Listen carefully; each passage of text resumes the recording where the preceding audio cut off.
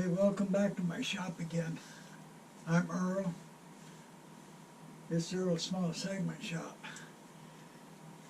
What I want to do today is make a sanding disc for the lathe.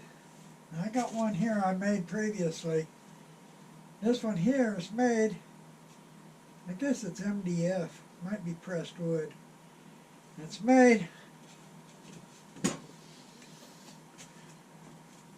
with a 1x8 nut. This one here got a washer welded to it, and it's clamped between two pieces of wood. Got to cut out, fit the washer, and then epoxied and clamped in. Now my lathe, I used to have a lathe with 1x8 threads. You can get 1x8 nuts, Tractor Supply, by the pound, which is great. But the lathe I got now is 1 1/4x8. But this fine little adapter lets me use all the little jigs I've made.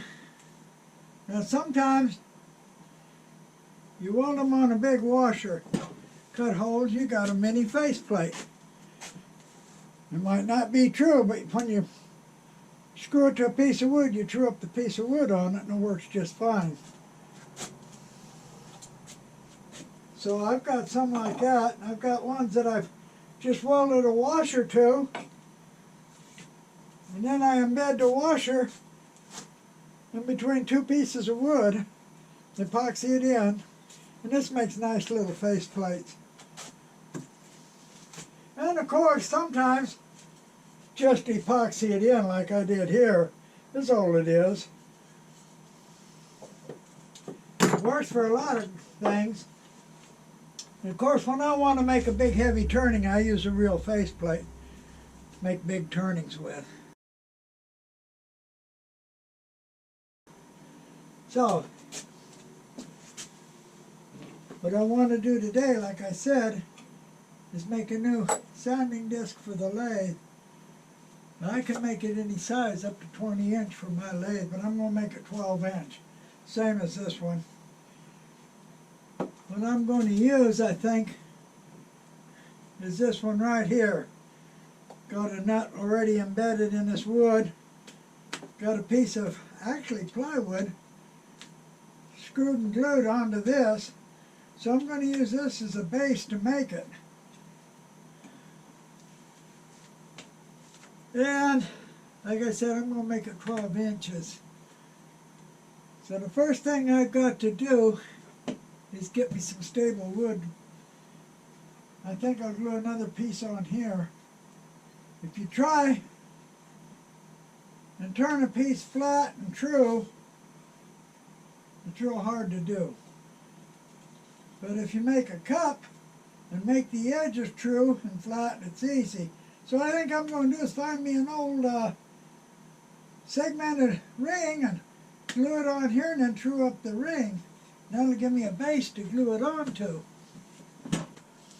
I got me an old segmented ring, what I originally made it for. I have absolutely no idea when, what.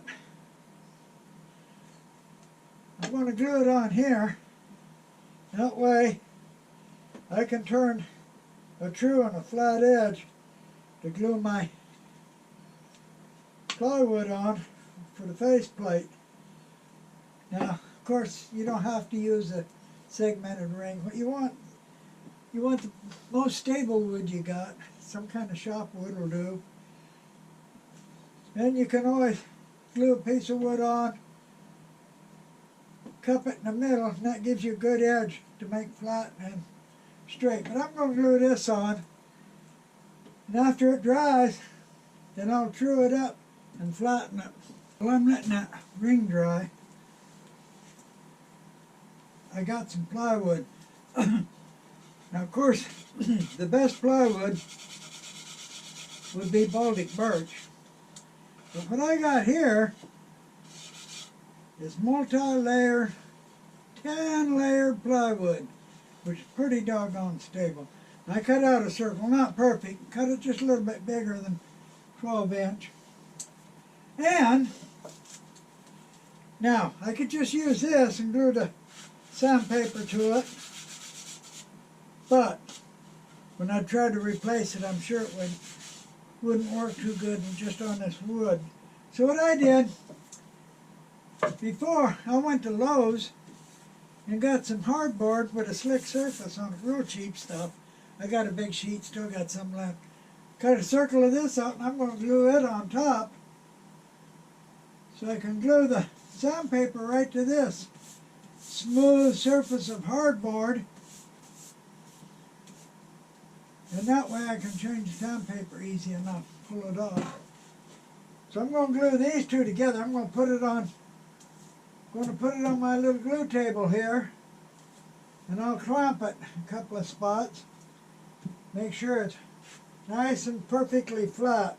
A little over 15 minutes. So I'm going to true this ring up some, thin it down a little bit, turn the edge round, turn the inside round, get maybe inch, 3/4 of an inch maybe of area here, and I'll true it and flatten it with a sandpaper. Okay, I got this trued and flattened. Now this is a lot easier than trying to put a solid piece on and flatten it all the way across. That's hard to impossible, but a ring like this, easy. Turn at high speed and take light cuts through it and then sand it flat. So it's ready to take the plywood. When the plywood's finished, the glue on it's finished drying, I can glue it on. So it's ready to go, absolutely true and flat. I got these two pieces glued together, the hardboard and the plywood. Now I'm going to glue this on to the other piece I made. Actually sort of a faceplate kind of deal.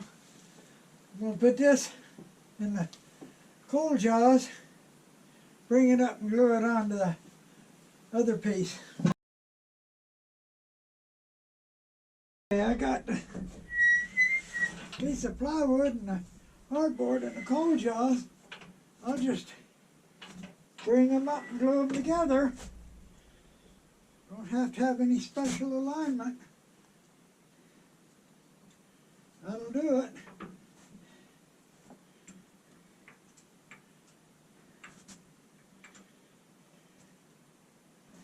Let that glue dry for a while, and then I'll chew up the circle a little bit.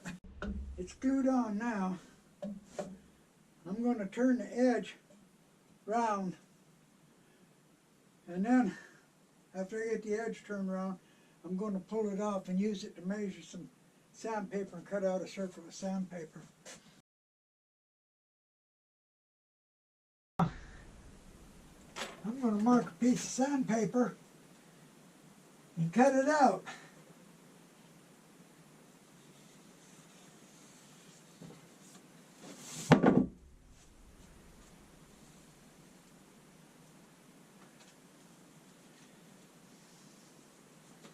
I'm going to cut that circle out, and then we'll glue it on here. Now, I got it on the floor, got a plastic bag underneath it. I'm going to spray it with 3M Super 77 adhesive, and I'm also going to spray the sandpaper with it. And you don't want overspray getting on anything. This stuff can be nasty. So nice even coat on it. Put the sandpaper on it. Nice and flat. Now I'll put it back on the lathe. And I can use it as a disc sander. Now I've got a box that fits on there that I made for my original open segment gluing platform, and I can use that if I want a platform to hold stuff and sand it, or I could use one of these. Same as the easy open segment jig. Put it in and use it for it. So let's put it back up on the lathe one time, see how it works. Let's give it a try and see how well it works. Of course, you can build a better platform. You can build one with a guide on it, so you can put a sled on it. That's no problem.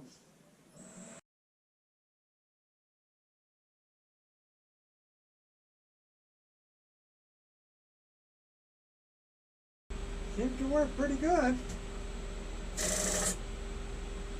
Rounded that off in no time.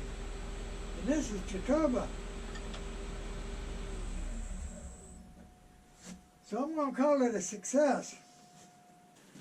Yeah, there it is. Simple little project.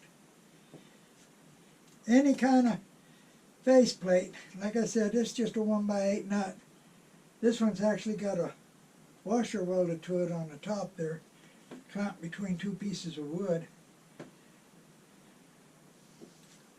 And flat piece of wood, preferably good plywood. And if you don't have a piece of hardboard to glue on it, then you have to put finish on it so the glue just don't stick to the wood. And then 77 adhesive, spray it on and this sticks good. Then you can take it off when you want. A little bit of mineral spirits will wipe the glue off, so you can change the paper fairly easy. So that's going to be the end of this little video. And somebody asked me to show them how I sharpen my tools. And that, I can't really make a video of that because it only takes me just a couple of seconds to sharpen them. Now this is the outside one. What I'll do is hold it to the grinder. I know what angle I want, and just grind it right around the curve, and that's it. It just takes me a couple of seconds to do it. So yeah, I just grind it right around the edge here. On this one, on the inside one, I grind it the other way. It just takes a couple of seconds, that's all. And no guide, no nothing, just freehand. And these bits are so cheap, you know, if I grind off too much, so what? I don't care. So, I appreciate you watching my video, and please come back and watch my next video. I don't know what I'm going to do in the next video. Guess I'm going to have to go back and start building something again. If you haven't subscribed, subscribe, and thank you.